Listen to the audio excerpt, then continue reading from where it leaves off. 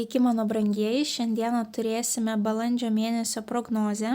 Kaip jau matote pagal dekoracijas, tai labai norėčiau pasveikinti visus su artėjančiam šventom Velykom.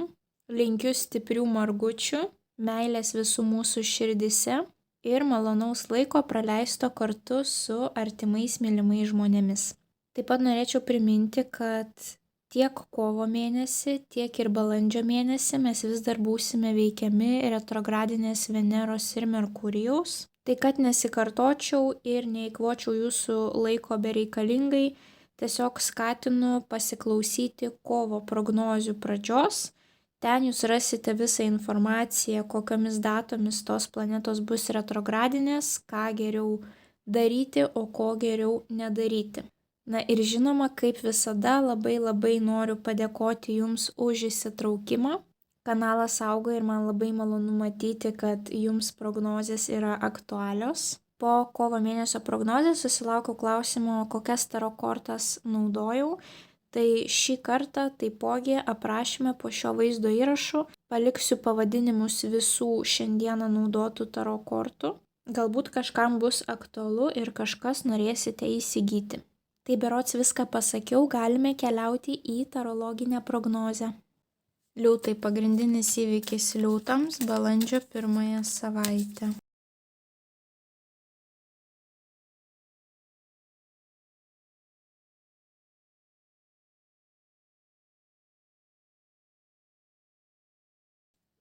Vienas patarimas liūtams apie jų balandžio mėnesį. Ir viena mėnulio žinutė liūtams apie jų balandį.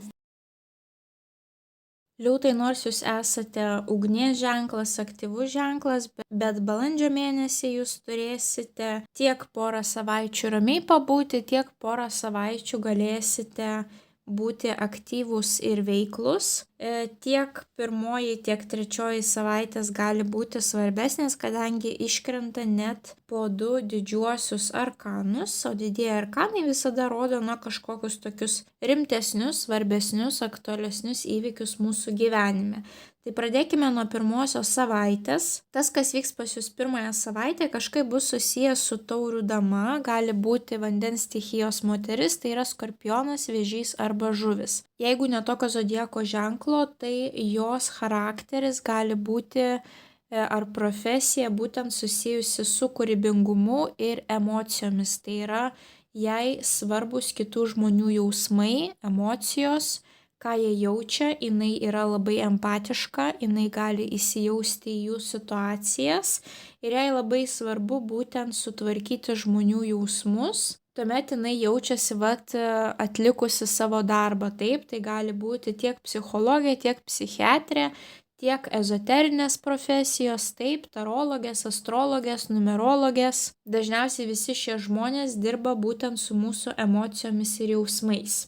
Tai kad ir kas tai bebūtų, ar tokios srities profesionalas, ar jūsų artimas žmogus, bet rezultatas turėtų būti puikus, kadangi jums iškrenta didysis arkanas Saulė, vienas pozityviausių arkanų. Saulė būtent ir reiškia džiaugsmą, pozityvą, švytėjimą iš vidaus ir iš išorės, didžiulį šarmą, kad žmonės gali tiesiog net atsisukinėti, jūs esate pastebėti, kaip ir dangaus kūnas Saulė yra labai pastebimas. Tai yra sėkmė finansuose, sėkmė asmeniniuose santykiuose. Tiesiog galimybė džiaugtis šią dieną, šiuo momentu, savo gyvenimu, taip kažkas nutiks pirmąją savaitę, kad nuotaika pas jūs bus puiki. Ir būtent kitas didysis arkanas šalia, kuris jums iškrito, yra žynė. O žynė dažniausiai reprezentuoja tarologės, visų ezoterinių profesijų atstovės. Tiek pagal šią moterį, tiek pagal šią gali būti, kad jūs pasikreipsite būtent pagalbos, konsultacijos pas tokią moterį, taip, kuri dirba galbūt ezoterinėje sferoje ar būtent kažkokia tais psichologija ir ji jums gali padėti sudėlioti taškus ant i. Taipogi žynė rodo atskleidžiamas paslaptis, kad kažkas jums tampa aišku, ne šiaip sau, bet mes matome, kad uždanga atsidaro būtent žynės kortoje, taip, nors atrodo tai nakties korta, mėnulis, bet atsidaro uždanga, atsiveria.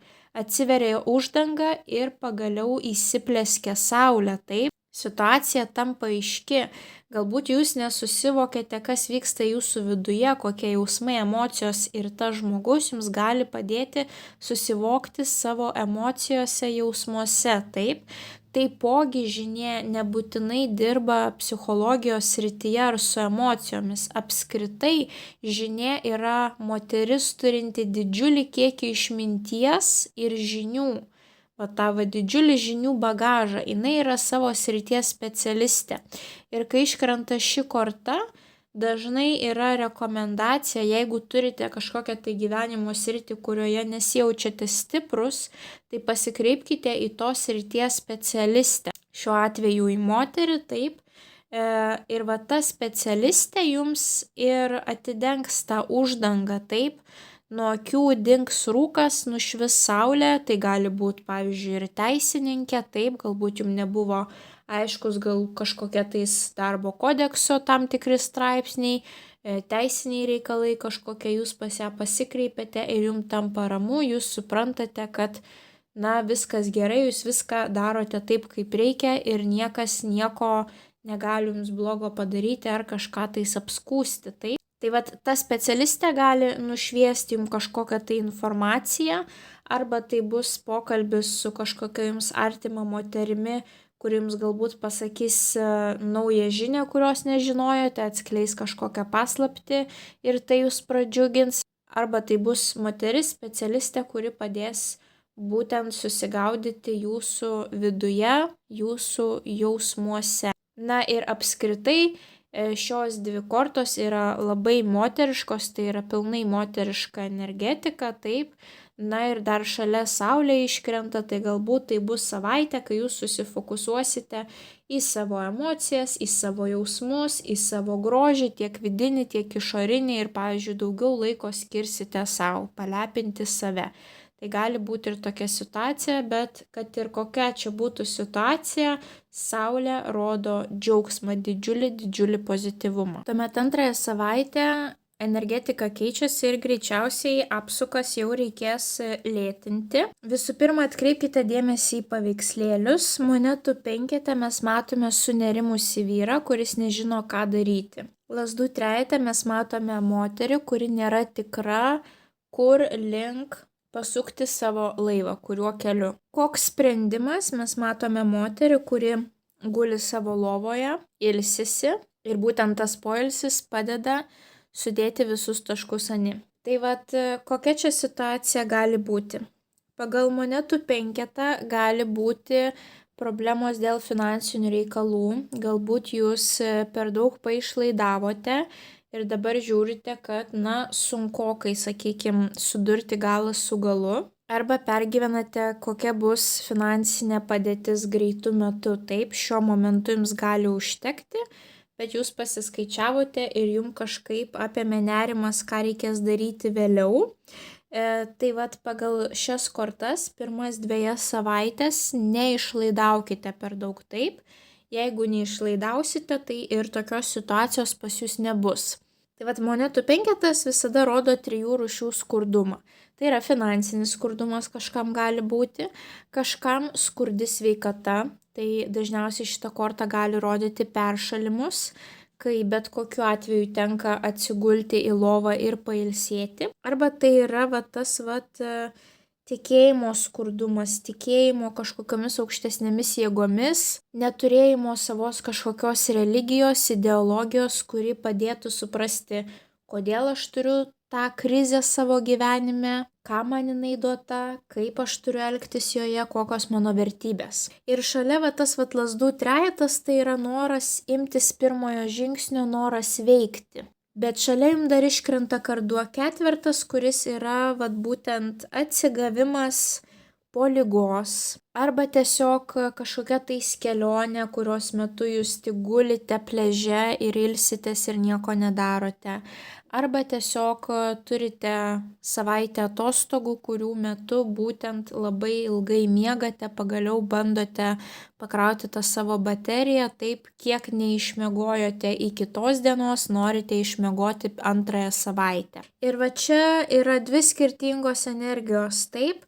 Penketas ir ketvirtas rodo tą ramybę, o trejetas tas spirgėjimas, noras judėti į priekį, rizikuoti. Bet šios kortos jums sako, prieš skubant priimti sprendimą, jums būtina atsistatyti, būtina susifokusuoti į savo vidų, apskritai suprasti, koks čia jūsų gyvenimo etapas, kodėl jisai pas jūs atėjo, ką daryti, kad jūs laimėtumėte tame etape, kad jūs kaip kompiuterinėme žaidime, taip, sėkmingai pereitumėte tą lygį ir pakiltumėte laipteliu aukštyn, taip. Tai vad net jeigu jums ir labai norėtųsi skubėti priimti sprendimą antrąją savaitę, tai jums teks palaukti, nes visų pirma, į pirmą planą turi atkeliauti jūsų sveikata. Iš kitos pusės visos šios kortos kartu gali rodyti, kad paišlaidavote ir nusipirkote kažkokią tais kelionę ir ten jūs ilsitės, gulite, mėgaujatės, bet baisu yra toks nerimas, o kokia mano situacija bus po to, kai grįšiu iš atostogų, taip, nes jau visus savo atostoginius išleidau, o atlyginimo dar reikės palaukti.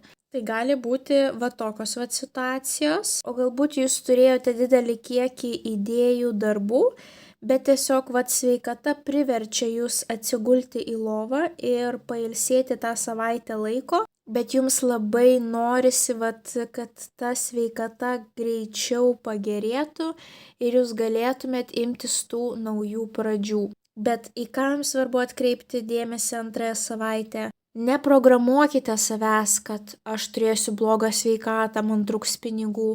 Aš ne dėl to visą tą informaciją sakau. Aš sakau todėl, kad jūs būtumėt sąmoningi pirmąją ir antrąją savaitę, nedarytumėt kažkokių tais didelių pirkinių, brangių pirkinių, kažkokių tais neplanuotų emocinių pirkinių, kad nebūtų. Ir taipogi labai klausykite savo kūno tas pirmas 2 savaitės. Jeigu jaučiate, kad jau 5. diena neišsimiegate, pabandykite kažkaip laisvų laikų kompensuoti tas miego valandas. Atkreipkite dėmesį, ką jūs valgote. Galbūt jums reikia kažkokių tais daugiau vaisių, daržovių, kurie turi tam tikrų vitaminų, taip.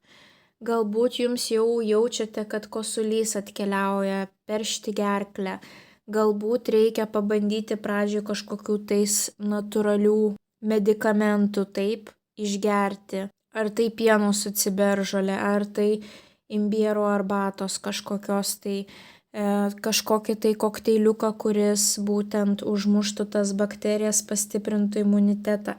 Jūs turite būti tiesiog sąmoningi, kad tos kortos jūs apeitų, kad jūs nejaustumėte to stipraus poveikio. Ir viskas priklauso tik nuo jūsų. Tik labai svarbu, negalvokite niekada, kad viskas bus taip, kaip kortos sako. Viskas priklauso tik nuo jūsų. 90% energetika šiuo metu yra tokia, bet jeigu jūs pilnai 100% pajungiat savo sąmoningumą ir suprantate, kad jūs galite valdyti tą situaciją, tai jūs apeisite būtent tas kritinės situacijas. Tai dėl to aš jums visada ir sakau, paskirstykite atsakingiau savo finansus, atkreipkite dėmesį, ką sako jūsų kūnas ir laiku ilsėkitės. 3 savaitę pas jūs jau atkeliauja ta ugninga, judri energetika, kurią jūs turėjote čia tos svajonės, noras imtis kažkokių pirmų žingsnių.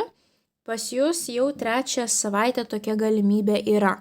Tai arba jūs pasveiksite, arba pas jūs pagerės finansinė padėtis, ar jūs pagaliau susivoksite, ko jūs norite, taip, kokios jūsų vertybės ir pagaliau galėsite judėti į priekį būtent 3 savaitę.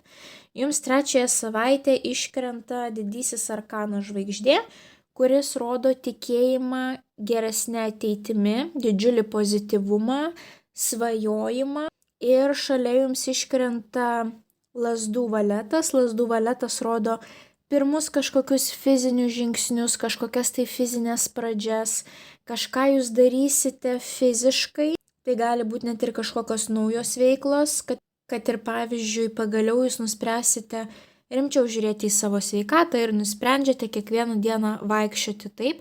Ir vat būtent su ta idėja, kad ateityje galbūt pagerės jūsų sveikata, ar su ta svajonė, kad jūs patobulinsite, pagražinsite savo kūno linijas, taip, ar galbūt jūs nuspręsite, kad reikia daryti kažkokį tai būsto remontą su ta idėja, kad turėsite nuostabų kambarį, kuriame bus malonu praleisti laiką su šeima, su artimaisiais, su draugais, taip. Na, kažkokia tais yra motyvacija ir yra pirmieji žingsniai, netgi gali būti, kad jūs mokotės kažkokio tai naujo amato, bet kadangi Lazdos pas mus yra ugnies stichija, jinai yra labai judri, tai kažkas turi būti fizinio, būtent pavyzdžiui kirpėjos darbas, taip. Naudojate rankas visą dieną ant kojų, judate, kerpate. Va čia yra pavyzdys amato, kuriame jūs turite būti judrus. Kitas didysis arkanas vežimas. Vežimas yra labai disciplinuoto žmogaus korta, kuris turi vieną tikslą tolumoje ir jo siekia, ir vadžios yra jo rankose, taip. Tai reiškia, jisai pilnai kontroliuoja situaciją. Tai vat kažką naujo galite pradėti 3 savaitę ir jūs tiesiog degsite iš vidaus, jūs turėsite didžiulį norą tai naujai veiklai, kadangi vat tokiu būdu jūs suprantate, kad jūs einate savo svajonės link. Taipogi šios 2 kortos gali rodyti kelionę arba, pavyzdžiui, didesnio laiko kiekio praleidimą automobilyje, kažkokiame tai viešajame transporte, kur reikia daugiau judėti iš vienos vietos į kitą, bet jūs turite vat kažkokią tai motivaciją savo galvoje, taip, tą kažkokį tais didesnį tikslą, kuris jūs motyvuoja nepasiduoti ir eiti savo tikslo link, taip, kad ir ar būtų sunku ar lengva, bet kokiu atveju jūs žinote, kad jūs artėjate link savo svajonės išsipildymo. Taipogi žvaigždė gali rodyti tiesiog įžymius žmonės, kuriuos jūs galite sutikti 3 savaitę, taip.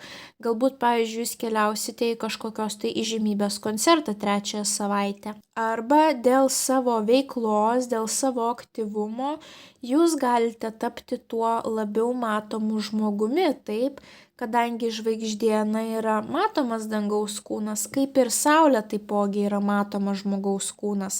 Tai va tiek 1, tiek 3 savaitę pas jūs gali būti tas padidėjusio matomumo faktorius, taip, kad į jūs atkreipia dėmesį, galbūt dėl jūsų veiklos, galbūt dėl jūsų pasiekimų, taip.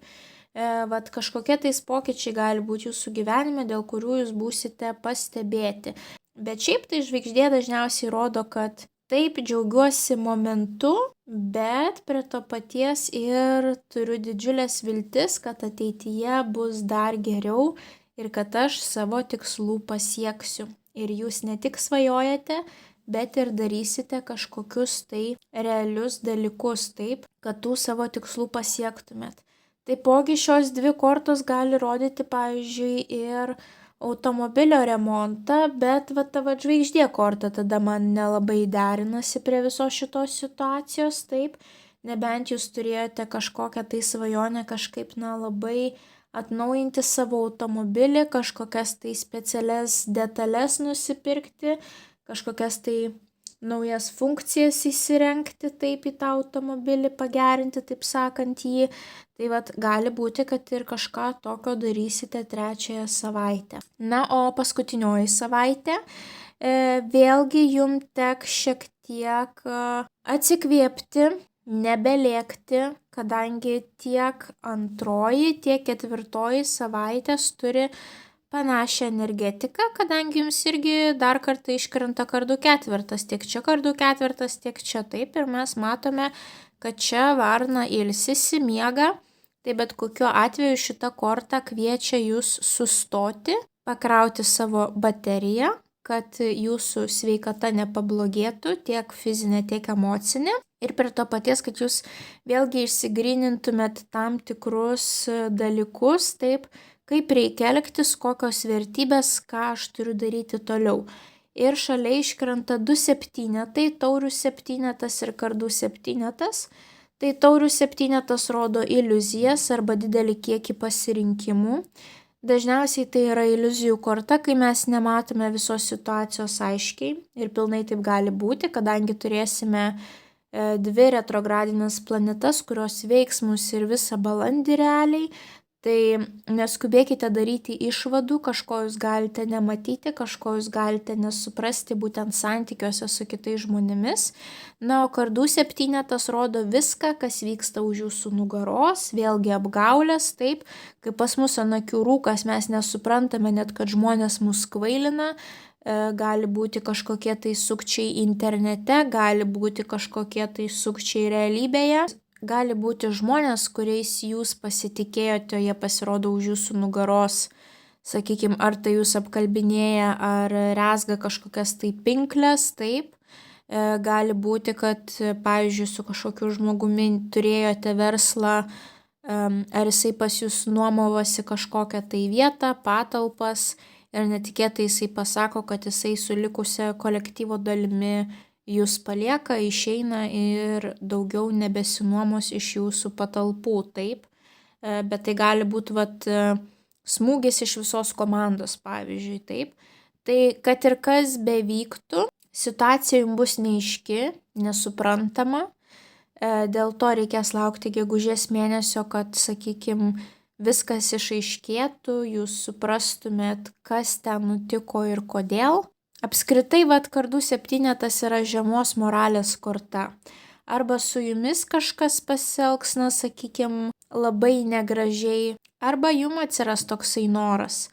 Tai nepamirškite, kad karma egzistuoja ir išlaikykite aukštą moralę. Nesvarbu, jeigu kitų žmonių moralė krenta žemiau plintuso, bet jūs negalite pasiteisinti, kad jie su manim tai padarė, dėl to ir aš tai pasielgsiu. Tai jūs ne ką geresni už juos, taip, jūs privalote išlaikyti aukštą moralę, taip. Mūsų bendruomenėje mes auginame savo sąmoningumą, mes bandome praeiti visus gyvenimo iššūkius teisingai pagal aukštą moralę, aukštas vertybės ir būti dorais piliečiais, taip.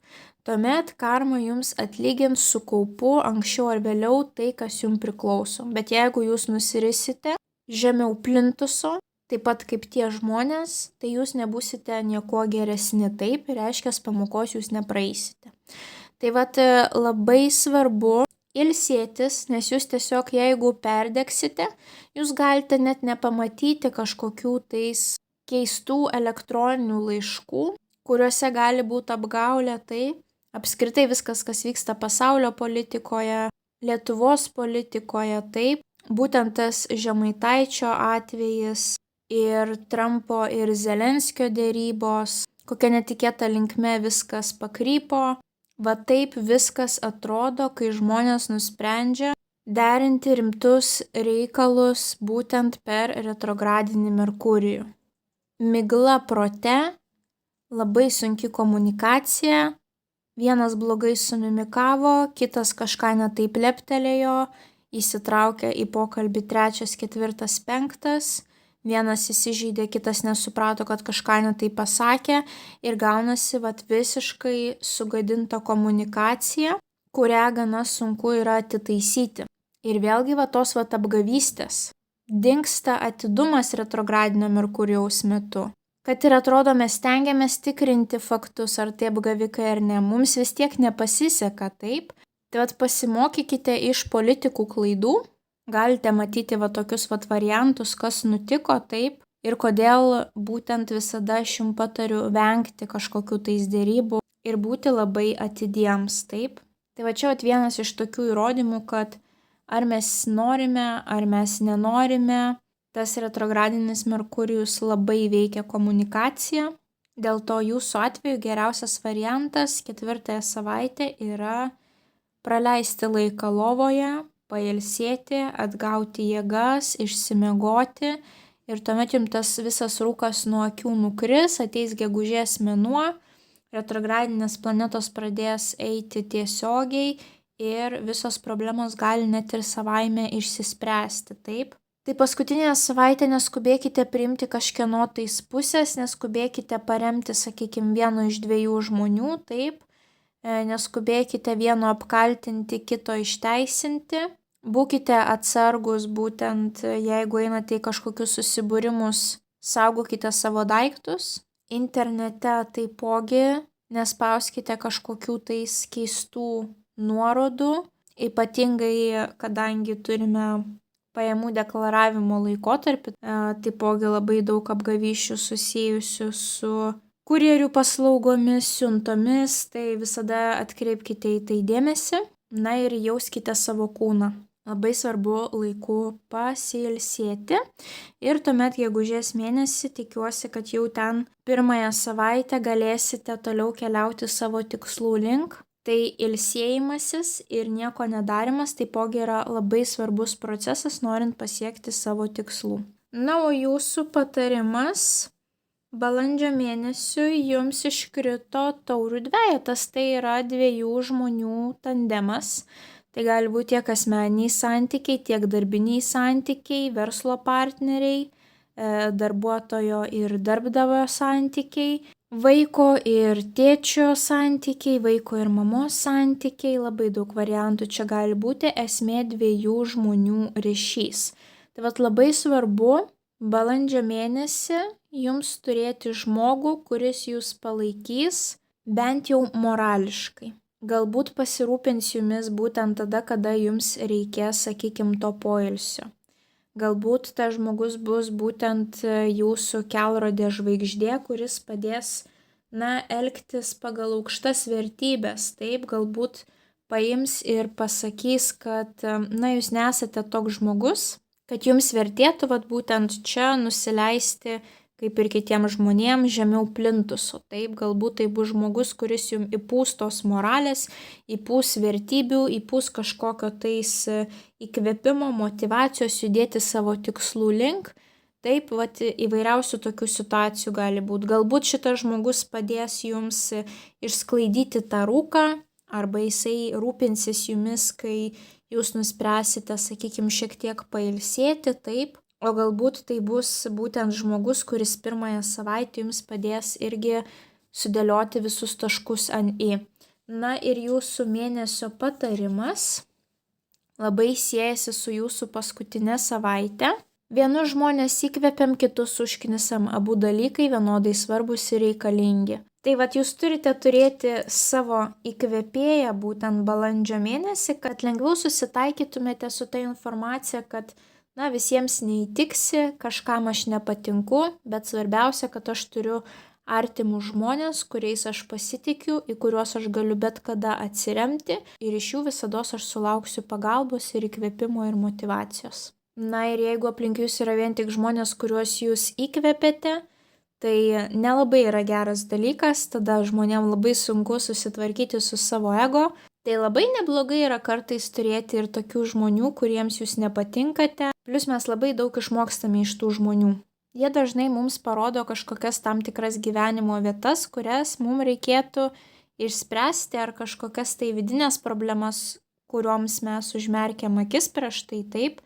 Bet jie mums jas iškelia į paviršių ir sako, spręskis savo šitas vidinės dilemas, problemas. Tai reikia gyvenimui padėkoti ir už tuos žmonės, kurie nėra mūsų gerbėjai. Taip, visgi jie labai daug prisideda prie mūsų sąmoningumo augimo. Tai liūtai linkiu didžiausios sėkmės balandžio mėnesį. Nepamirškite paspausti patinka mygtuko, komentare parašyti bent jau širdelę, pasidalinti prognozes su artimaisiais, kuriems ji galėtų būti aktuali. Na ir jeigu dar neužsiprenumeravote, skatinu užsiprenumeruoti kanalą, kad nepraleistumėte jums aktualių prognozių ir taptumėte šios šiltos ir motyvuotos bendruomenės dalimi. Nu, o mes susimatysime jūsų kitose prognozėse. Ate, ate.